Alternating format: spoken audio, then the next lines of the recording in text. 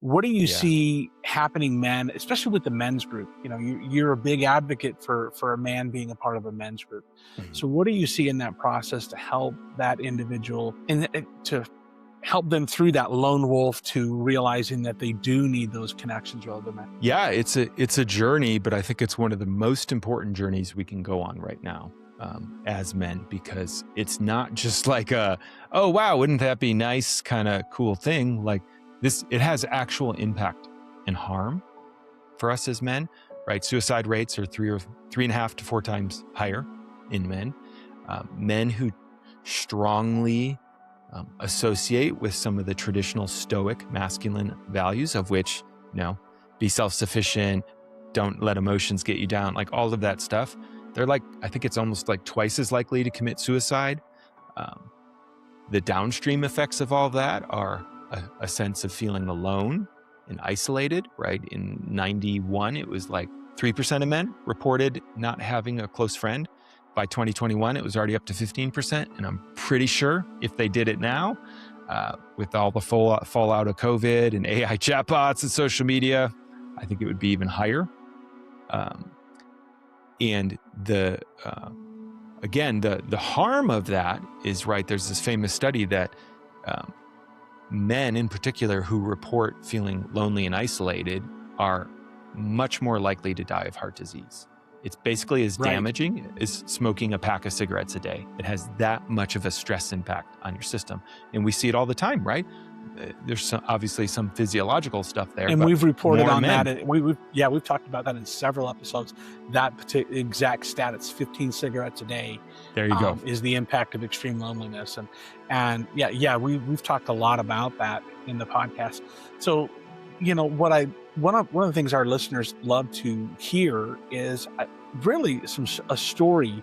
I want to hear a narrative of the sense of, whether it's someone that you directly know that went from this on their own lone wolf, pull yourself up by your bootstraps mentality, all the way through to recognizing that, oh my gosh, there is a strength in these connections with this brotherhood that we have in this area.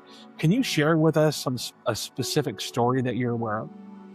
Yeah, I mean, it's one of the most common journeys clients of mine that I get into men's groups can report. And, just a few stories that come to mind. One, a client where I worked with for about a year. He came to me to do private coaching. He was really skittish about getting into community with men, partly because men had hurt him in the past, right? So This is the double layer that sometimes happens for men's. And so he was used to literally holding the weight of the world on his shoulders solo. He was just not used to, since he was a kid, he was the stabilizing force in his family system, right? He held it together. And we did some private work and we went very deep.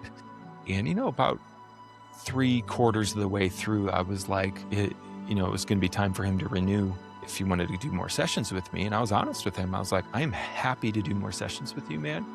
And here's this other thing that I think would serve you even more deeply. And it was a men's group. I was going to be running a men's program. And he was in the midst of an extraordinarily painful divorce at the time, that he had kind of been stuck in this relationship for about 20 years. Neither of them were happy, but he had no network. He had nothing. Right. So it was this relationship or I'm literally alone was kind of where his life was at. And thankfully, he heard the call. He trusted me. He jumped into this group and he went very deep with this group of men, finished the program, stayed with them. And now he is the most active participant in the group. He is exiting his relationship. He's in his own apartment. He's living a life where he feels so much happier and free. And really the only difference in a lot of ways between then and now is he has somewhere to put his emotions. Right.